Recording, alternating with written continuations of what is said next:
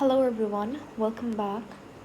Today we will do some basic concepts of chemistry जिसके अंदर सबसे पहले आता है enthalpy of interconversion of states of matter. देखो ये क्या है, कैसे होता है, मतलब क्या है बाद में सीखेंगे, लेकिन उससे पहले बेसिक कॉन्सेप्ट्स करना क्यों ज़रूरी है. बिकॉज केमिस्ट्री के अंदर जनरली 11th या फिर 12th के अंदर जो पहला चैप्टर होता है दैट्स स्टोइक्योमेट्री, ठीक है. लेकिन स्टोइक्योमेट्री से पहले जो आपने 9-10 के अंदर कॉन्सेप्ट पढ़े हुए हैं उनको रिवाइज करना बहुत इंपॉर्टेंट है. अगर 9-10 के अंदर नहीं भी पढ़े हुए तो फिर भी उनको रिवाइज करना बहुत इम्पॉर्टेंट है, सो दैट आपको आगे की केमिस्ट्री समझ में आए. और अगर बेसिक कॉन्सेप्ट्स क्लियर नहीं होंगे तो that would create a problem in future, और केमिस्ट्री बहुत पता नहीं बोरिंग लगेगी, या पता नहीं क्या पढ़ रहे हो आप. खैर, तो आज हम लोग जो एक बहुत बेसिक और इंटरेस्टिंग कॉन्सेप्ट देखने जा रहे हैं केमिस्ट्री का, वो है इंटर कन्वर्जन ऑफ स्टेट्स. देखो हमने इंटर कन्वर्जन तो पढ़ा है जितनी भी हमारी जूनियर क्लासेस थी कि सॉलिड से लिक्विड ये होता है, लिक्विड से सॉलिड फ्रीजिंग होता है, ठीक है. लेकिन आज हम लोग थोड़ा सा ऐसे डिटेल में और उसका बेसिक कॉन्सेप्ट देखेंगे, ठीक है. इसके मेन पॉइंट्स देखेंगे कि आपको MCQ आएगा तो कैसे आएगा. सबसे पहले तो यहाँ पे कह रहे हैं कि इंथाल्पी का मतलब होता है हीट, ठीक है. Inter conversion of states, inter conversion यानी कि एक स्टेट दूसरी स्टेट के अंदर कन्वर्ट हो रही है बिकॉज ऑफ इंथाल्पी. हीट देने की वजह से सॉलिड लिक्विड के अंदर कन्वर्ट हो रहा है, लिक्विड गैस के अंदर कन्वर्ट हो रही है, और गैस आगे जाके और फॉर्म जो पढ़ेंगे अभी उसके अंदर कन्वर्ट हो रही है, ठीक है. इंटर कन्वर्जन का मतलब हम लोग कह सकते हैं ट्रांसफॉर्मेशन भी लिख सकते हैं आप, ठीक है. Transformation of matter. अच्छा, उसके बाद देखो मैटर की कितनी स्टेट्स होती है, 3, सॉलिड लिक्विड गैस. लेकिन ये तो है कॉमन स्टेट्स, ठीक है. लेकिन इसके अलावा मैटर जो है ना उसकी और भी बड़ी सारी स्टेट्स होती है जो कि नॉन कॉमन स्टेट्स होती है, ठीक है. तो यहाँ पे हम लोग लिखेंगे कॉमन, यहाँ पे आ जाएंगे आपकी कॉमन स्टेट्स ऑफ मैटर.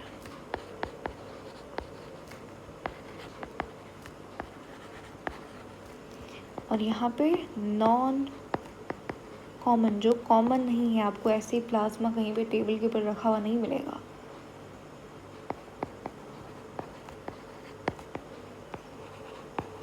ठीक है. अब तक 6 स्टेट्स मैटर की डिस्कवर हो चुके हैं, जिनमें से 3 बहुत कॉमन है और 3 जो है वो नॉन कॉमन है, ठीक है.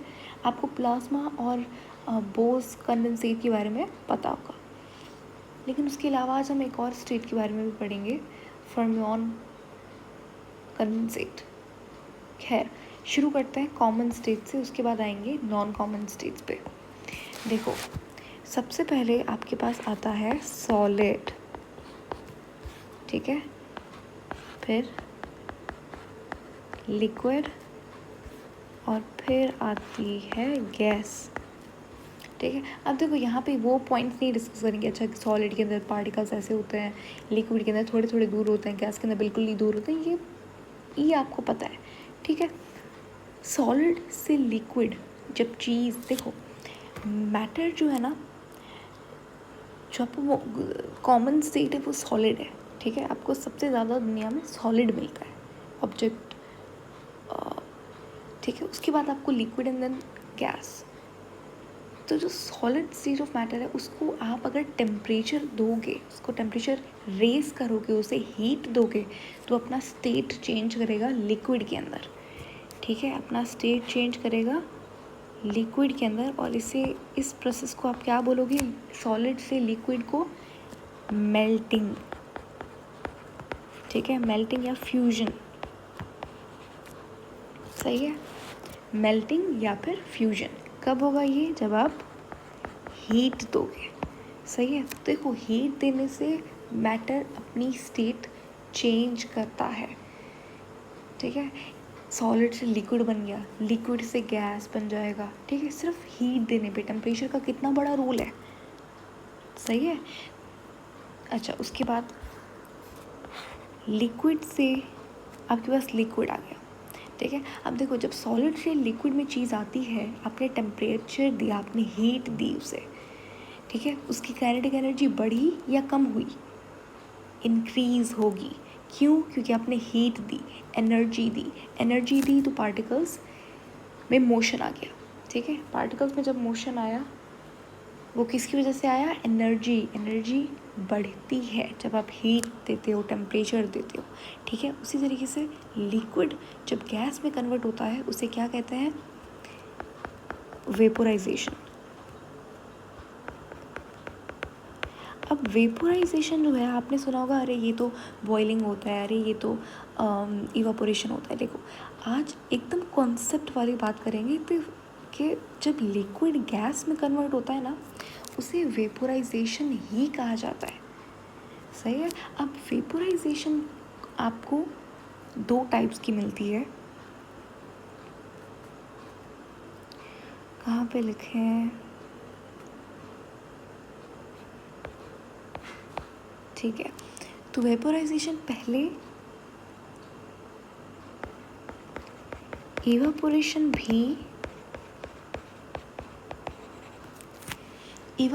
भी वेपोराइजेशन का ही टाइप है। यानी कि वेपोराइजेशन लिक्विड में गैस दिया। वेपोराइजेशन एक जनरल टर्म है कि भाई लिक्विड जो है वो गैस में कन्वर्ट हो रहा है, ठीक है। H2O हाइड्रोजन एंड ऑक्सीजन में कन्वर्ट हो रहा है क्योंकि आपने हीट दी उसे। वो गैशियस पानी जो है वो गैशियस स्टेट के अंदर आ गया। ह्यूमिडिटी, जब आप बोलते हो ना ह्यूमिडिटी, तो वो लिक्विड स्टेट होती है। अगर आप उसे हीट दोगे तो वो गैशियस फॉर्म के अंदर आ जाएगा, ठीक है। कोई भी लिक्विड को हीट दो तो वो गैशियस फॉर्म के अंदर आती है। पानी है, उसे हीट देते हो, पानी लो, उसे 1 घंटा हीट देते रहो स्टोव के ऊपर, क्या होगा? थोड़ी देर बाद वो आपको जो भी आपने यूटेंसिल लिया था, जो बर्तन लिया था, उसके अंदर पानी ख़त्म हो जाएगा। क्यों? वो गया कहाँ? क्योंकि आपने हीट दी, वो लिक्विड था, किस में कन्वर्ट हो गया? गैस के अंदर कन्वर्ट हो गया, ठीक है। इतनी बात क्लियर है। तो वेपोराइजेशन जनरल टर्म है। वेपोराइजेशन 2 तरीके की होती है, एक होती है इवापोरेशन, ठीक है, एक होती है इवापोरेशन और एक होती है बॉइलिंग, सही है। अब जो इवापोरेशन है, इवापोरेशन यानी कि आप, इवापोरेशन जब होती है जब आप कम टेम्परेचर, देखो इवापोरेशन हर टेम्परेचर पे होती है। इवापोरेशन 20 पे भी होगी, 40 पे भी होगी, 10 पे भी होगी, 10 डिग्री सेंटीग्रेड पे होगी। लेकिन बॉइलिंग के लिए आपको ज़्यादा टेम्परेचर चाहिए। टेम्परेचर क्या होगा आपका? ज़्यादा होगा। हर ऑब्जेक्ट का अपना बॉइलिंग पॉइंट होता है। जैसे कि पानी का बॉइलिंग पॉइंट क्या है? 100 डिग्री सेंटीग्रेड, ठीक है। तो हर चीज़ का अपना बॉइलिंग पॉइंट होगा। उसके बाद इवापोरेशन जो है ना, वो सरफेस फिनोमेना है।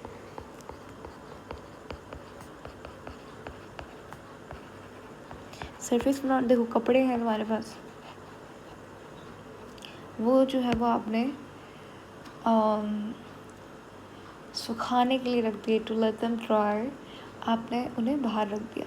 अब वो जो प्रोसेस हो रहा है उसके अंदर जो पानी है, वो थोड़ी देर में कपड़े सूख जाएंगे ना। वो कैसे सूखे? वो ऐसे सूखे कि जो भी आपके एटमॉस्फेयर में गर्मी थी, ठीक है, सन की रोशनी, आपने सूरज की रोशनी में सुखा दी। अब वो क्या मिली? उसको हीट मिली। अब एवापोरेशन हर टेम्परेचर पे होती है, तो यानी कि उसको जितनी भी हीट मिली, उसमें से जो पानी था, कपड़े में जो पानी था, वो क्या हो गया?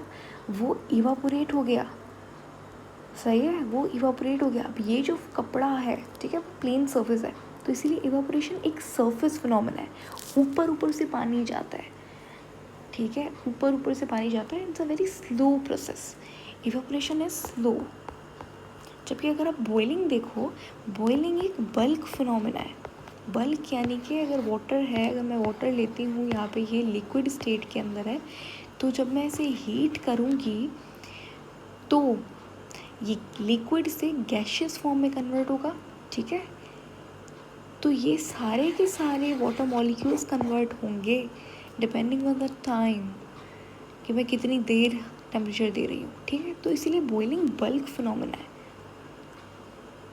लेकिन अगर मैं इसी सेम पानी को सूरज की रोशनी में रख दूँ तो क्या ये सारा का सारा वेपोराइज हो जाएगा? नहीं, क्योंकि इवोपोरेशन होगी मगर थोड़ी सी होगी, क्योंकि इवोपोरेशन एक सरफेस फिनोमेना है, ठीक है। सारा का सारा पानी नहीं ख़त्म होगा। सही है, आई होप अब थोड़ा सा सेंस बनाया होगा।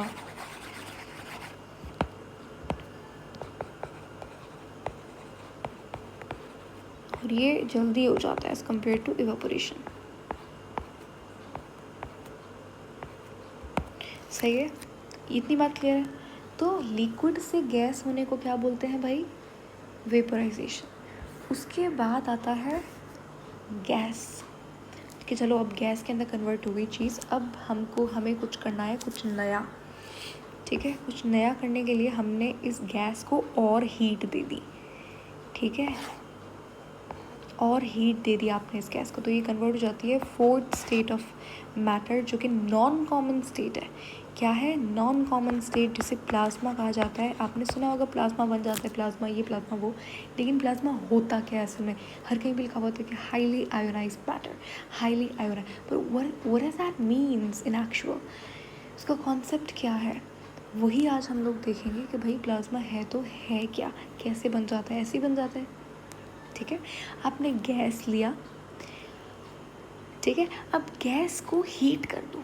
कितना हीट करोगे? थोड़ा सा, 100 150 नहीं, बहुत सारा, मतलब तकरीबन आपको टेम्परेचर देना पड़ेगा 3000 डिग्री या फिर उससे ज़्यादा, तब जाके गैस कन्वर्ट होता है प्लाज्मा के अंदर। देखो, हमारे पास न्यूक्लियस है, फिर यहाँ पे क्या है? इलेक्ट्रॉन है। न्यूक्लियस ने इलेक्ट्रॉन को पकड़ा हुआ है, क्योंकि यहाँ पे क्या है? एक फोर्स ऑफ अट्रैक्शन है, जिसे इलेक्ट्रोस्टैटिक फोर्स कहा जाता है, ठीक है, इलेक्ट्रोस्टैटिक फोर्स। अब जब आप इतना टेम्परेचर दोगे तो ये इलेक्ट्रोस्टैटिक फोर्स क्या हो जाएगी? ब्रेक हो जाएगी, इसीलिए इलेक्ट्रॉन अलग, न्यूक्लियस अलग घूम रहा है। तो इसी स्टेट ऑफ मैटर को तुम प्लाज्मा कहते हो, ठीक है। अभी एक चीज़ और समझानी है कि हाँ, टेम्परेचर आप बहुत ज़्यादा दोगे, टेम्परेचर आप बहुत ज़्यादा देते हो, इस प्रोसेस को, कि गैस प्लाज्मा के अंदर कन्वर्ट होता है, इस प्रोसेस को क्या कहते हैं? इसे आयोनाइजेशन कहते हैं, आयोनाइजेशन। अच्छा चलो ठीक है, मान लिया आयोनाइजेशन कहते हैं, लेकिन यार हमने जो आयोनाइजेशन छोटी क्लासेस के अंदर पढ़ा है वो तो ये है ना कि NaCl को आपने पानी के अंदर डाल दिया तो यहाँ पे Na आयंस बन गए और Cl आयंस बन गए, इसे हमने आयोनाइजेशन कह दिया। तो ये आयोनाइजेशन क्या है और ये आयोनाइजेशन क्या है? तो कभी सोचा आपने कि अच्छा ये आयोनाइजेशन है तो ये फिर ये क्या है, ये कैसी आयोनाइजेशन है? अगर नहीं सोचा तो आज हम लोग इसे ही देखेंगे कि भाई प्रॉब्लम मामला क्या है।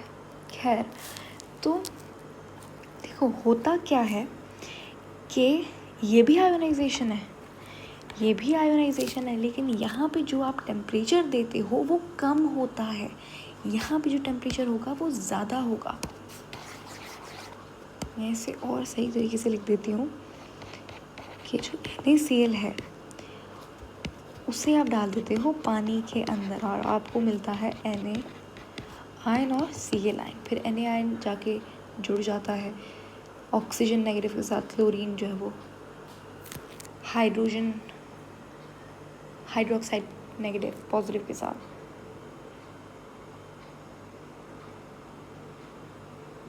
इस तरीके से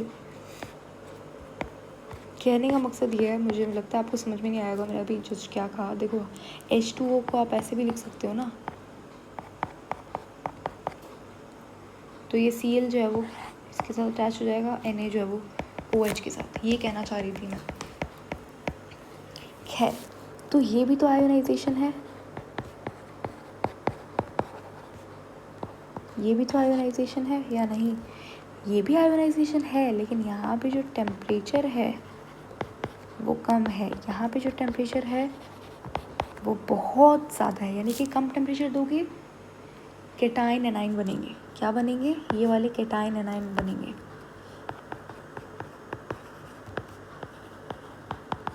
ज़्यादा टेम्परेचर दोगे तो प्लाज्मा बनेगा। क्या बोला मैंने? अगर कम टेम्परेचर दोगे, कम टेम्परेचर वाले पे आयोनाइजेशन होगी तो कैटाइंस और एनाइंस बनेंगे, नेगेटिव चार्ज पॉजिटिव चार्ज बनेगा। लेकिन अगर ज़्यादा टेम्परेचर दोगे तो प्लाज्मा बनेगा। कैसे बनेगा? इलेक्ट्रोस्टैटिक फोर्स जो है ना वो यहाँ पे ख़त्म हो जाती है बिल्कुल न्यूक्लियस और इलेक्ट्रॉन के दरमियान।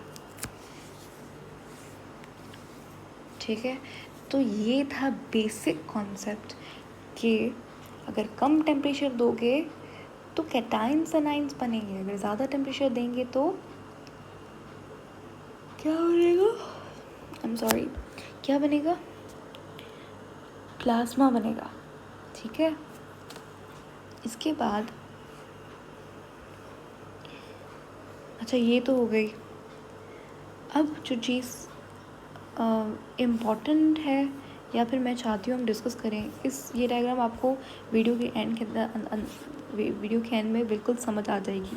ठीक है, इसे समझने से पहले यहाँ पे एक थोड़ा सा छोटा सा कॉन्सेप्ट आपने देखा होगा कि आयंस पे ना कभी इस तरीके से लिखा हुआ होता है या फिर कभी इस तरीके से लिखा हुआ होता है या फिर कभी इस तरीके से लिखा होता है। कभी सोचा आपने ये है क्या या फिर क्यों है? इसीलिए ही इसे बेसिक कॉन्सेप्ट ऑफ केमिस्ट्री कहा गया, क्योंकि आप लोग पढ़ते तो अच्छा ये गैशियस के अंदर है, क्यों है भाई गैशियस के अंदर, एक्वस के अंदर क्यों है, तो वही हम लोग देखेंगे कि इसका क्या चक्कर है। देखो ये मैं क्यों पढ़ा, ये हम लोग क्यों कर रहे हैं, क्योंकि अभी हमने कैटाइंस एनाइंस की बात की, तभी छोटा सा सब टॉपिक निकल के आ गया। तो देखो NaCl जो है ना, NaCl कॉमन एग्जाम्पल है, सिंपल है, इसका एग्जाम्पल ले लेते हैं।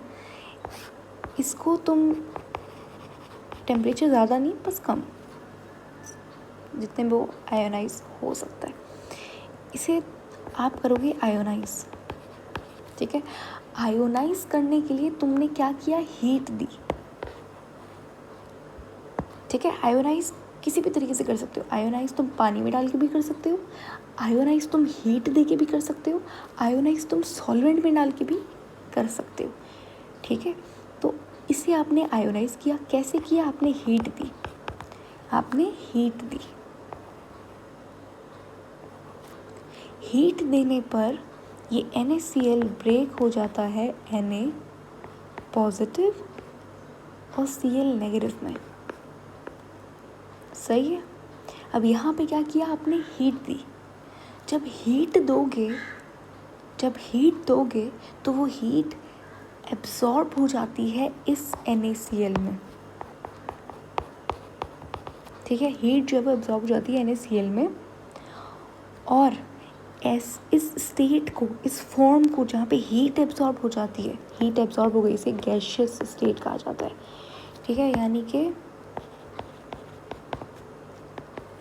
हीट एब्जॉर्ब हुई है, आपने हीट दे के आयोनाइजेशन करवाई है। सो इसीलिए हम लोग G लिखते हैं। G का मतलब है गैशियस। G का मतलब क्या है? गैशियस। गैशियस किसे कहते हैं? जब किसी बॉडी के अंदर हीट एब्जॉर्ब होती है उस फॉर्म को गैशियस फॉर्म कहा जाता है।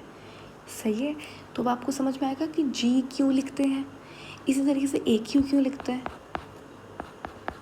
देखो NaCl है, अब मैंने फिर से इसे क्या किया? आयोनाइज किया, लेकिन इस बार मैंने हीट नहीं दी। मैंने कहा हीट नहीं देंगे, इस बार कुछ और, किसी और तरीके से आयोनाइज करवाना है, किसी और तरीके से कैटाइन एनाइन बनवाना है। मैंने कहा पानी का इस्तेमाल करते हैं। क्यों? क्योंकि पानी पोलर है, पानी के अंदर कैपेबिलिटी है कि वो चीज़ों को आयंस के अंदर तोड़ देता है। पानी एक बहुत अच्छा सॉल्वेंट है, तो मैंने NaCl को डाल दिया पानी के अंदर। अब जब पानी के अंदर डाला तो यहाँ पे कैटाइन्स एनाइंस बने, किसकी वजह से बने? पानी की वजह से बने। ठीक है, हाइड की वजह से, यानी कि पानी की वजह से बने। ठीक है, हाइड क्या बोलते हैं, हाइड का लफ्ज़ जहाँ पे इस्तेमाल होना, इसका मतलब वो होता है, पानी होता है, हाइड्रो। ठीक है, इसका मतलब पानी होता है, याद रखिएगा, हाइड का मतलब पानी होता है। तो यहाँ पे NaCl को आपने आयोनाइज किया। कैसे किया? पानी को इस्तेमाल करके किया। ठीक है, तो Na पॉजिटिव बना और Cl नेगेटिव बना, लेकिन यहाँ पे मैं गैसेस लिखूँ या नहीं लिखूँ? नहीं लिखूँ। क्यों? क्योंकि यहाँ पे हीट की वजह से नहीं बना, आयन किसकी वजह से बना? पानी की वजह से, तो इसीलिए एक्वस लिखेंगे। ठीक है, किसकी वजह से आयन बना? उसकी वजह से हम लोग GI लिखते हैं। ठीक है, इसीलिए नहीं लिखते कि अच्छा Na जो है वो एक्वस फॉर्म के अंदर आ गया, Cl जो है वो पानी की फॉर्म, नहीं। Na के साथ AQ इसीलिए लिखा क्योंकि भाई AQ पानी की वजह से आयोनाइज हुआ है। क्लियर? और एक चीज़ लिखी हुई होती है, समझ लो, ये आपके लिए क्वेश्चन है कि अगर Na मैंने लिया, मैंने इसे करा आयोनाइज, लेकिन अब मैंने पानी नहीं लिया, मैंने कोई और सॉल्वेंट लिया। सॉल्वेंट क्या होता है? सॉल्वेंट क्या होता है भाई? सॉल्वेंट वो पार्ट होता है सॉल्यूशन का जिसके अंदर चीज़ डिज़ोल्व होती है।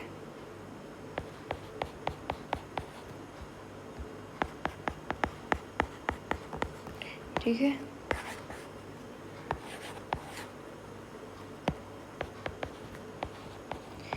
जिसमें चीज़ डिज़ोल्व होती है। सही है, तो सॉल्वेंट वो होता है। ठीक है, आपने नमक लिया, पानी में डाल दिया, पानी यहाँ पे क्या है? सॉल्वेंट है। नमक क्या हुआ? सॉल्यूट हुआ। सही है, ज़रूरी नहीं आप पानी लो एज ए सॉल्वेंट, आप कुछ भी ले सकते हो, कोई एसिड ले लो। सही है, मैंने यहाँ पे ले लिया, समझ लो HCl ले लिया मैंने। ठीक है, HCl। अच्छा एक बात यहाँ पे मुझे बतानी थी, ये है, इन्हें बोलेंगे एक्वस आयन, एक्वस या फिर हाइड्रेटेड आयन्स।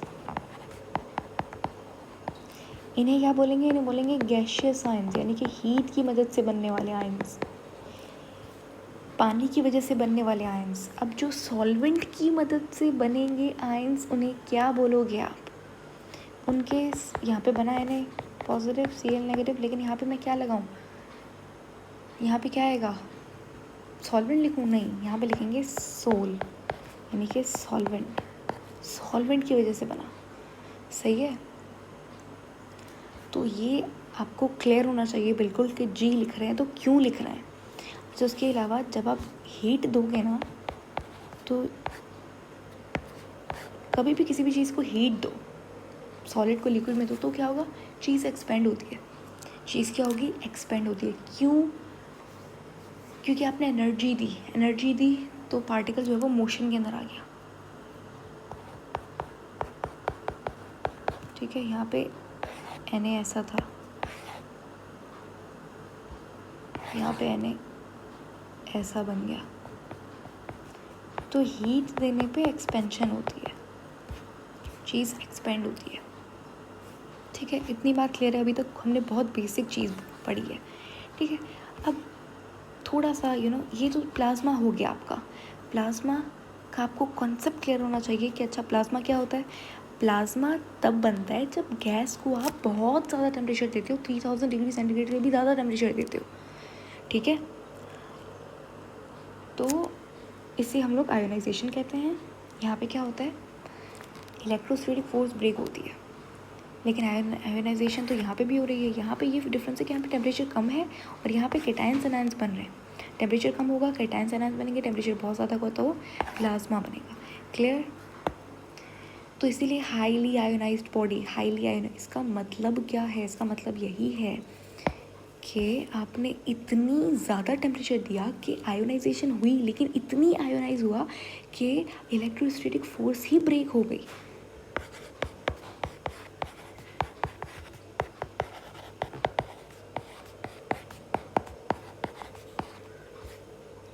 ठीक है, तो ये हो गया। अब हम लोग पढ़ेंगे कुछ और, जैसे बोस आइंस्टाइन कंडेंसेट और फर्मियन कंडेंसेट। ये बहुत इंपॉर्टेंट है और बहुत मज़ेदार है। बिलीव मी, इन स्टेट से ज़्यादा इंटरेस्टिंग वो स्टेट्स ऑफ मैटर है, अगर समझ में आती हैं तो। ठीक है, वरना नहीं। अच्छा, तो मैं बस ये देख रही हूँ कि हमने आज के लिए सारी चीज़ें कवर कर ली हैं। नहीं, अभी एक चीज़ रहती है, वो ये कि चलो अच्छा सॉलिड से लिक्विड बना तो मेल्टिंग। ठीक है। लेकिन लिक्विड से सॉलिड बनेगा तो क्या बोलेंगे? ठीक है, आपने पानी लिया, रेफ्रिजरेटर में रख दिया, वो आइस फॉर्म में आ गया, इस प्रोसेस को क्या बोलेंगे? फ्रीजिंग।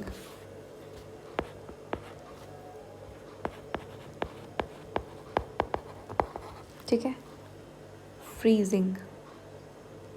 लिक्विड से गैस में क्या होगा? वेपराइजेशन या फिर बॉइलिंग या फिर इवापोरेशन, बोल लो, तीनों सही होगा। लिक्विड से गैस में बॉइलिंग हुआ, लेकिन गैस से लिक्विड में क्या होगा?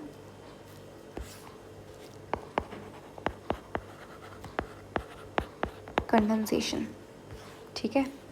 गैस से प्लाज्मा में क्या हुआ? आयोनाइजेशन। लेकिन प्लाज्मा में गैस में कन्वर्ट होगा तो क्या होगा? उसका उल्टा, डीआयोनाइजेशन। ठीक है, कुछ और भी टर्म्स होती हैं, मैं यहाँ पे लिख देती हूँ।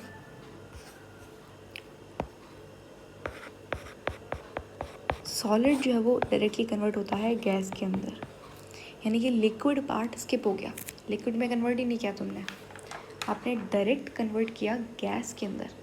तो इस प्रोसेस को क्या बोलेंगे? सॉलिड गैस में होता है, इससे कहेंगे सब्लिमेशन।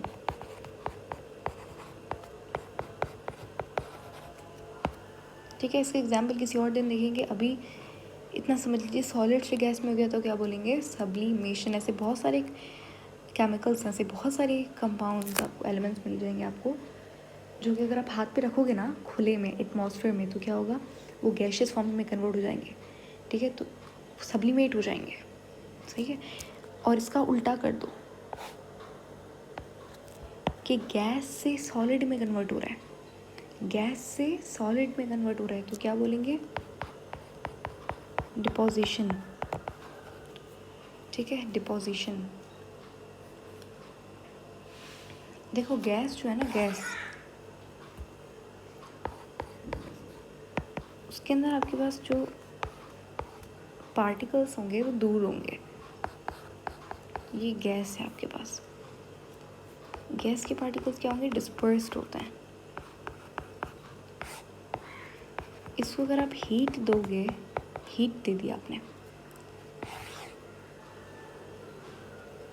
ठीक है, अब जब हीट दे दी तो ये सॉलिड फॉर्म के अंदर आ गए। ठीक है, क्या हुई? डिपोजिशन हुई, पार्टिकल्स क्या हुए? डिपॉजिट हुए एक जगह पे। ठीक है, गैस के पार्टिकल्स क्या होंगे? डिस्पर्स्ड होते हैं, डिस्पर्स यानी कि दूर दूर स्प्रेड हुए पे होते हैं। लेकिन यहाँ पे पार्टिकल्स क्या होंगे? जब सॉलिड में कन्वर्ट होगा, डिपॉजिट होता है एक जगह पे, छोटी कम जगह ले लेते हैं पार्टिकल, सॉलिड के पार्टिकल कम जगह लेते हैं, गैस के पार्टिकल ज़्यादा जगह चाहिए। सही है, तो इसीलिए डिपोजिशन बोलते हैं। डिपोजिशन है कि पार्टिकल्स डिपॉजिट हो जाते हैं एक जगह पे, स्मॉल स्पेस पे। ठीक है, तो ये तो था common states of matter. Plasma भी हमने कर लिया, प्लाज्मा है तो non common state of matter. Bose, Einstein, condensate, तीसरा आता है आपके पास फर्मियन, कंडेंसेट। ठीक है, इन्हें हम लोग देखेंगे कल।